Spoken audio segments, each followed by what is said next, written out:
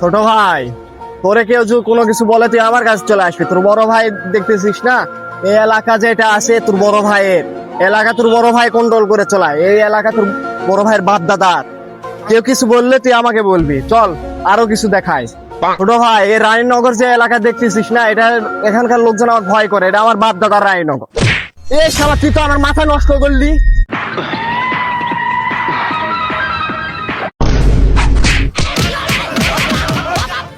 ও বাবা, 1 2 3 4 5 6 7 8 9 10।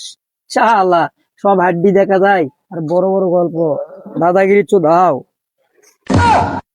লাউ খেলা খুব মজা বাসলাম। বড় ভাই আপনার কি হাল? মাজার আর চোর ভাঙ্গা ফেলেছে, অ্যাম্বুলেন্স হসপিটালে আসো।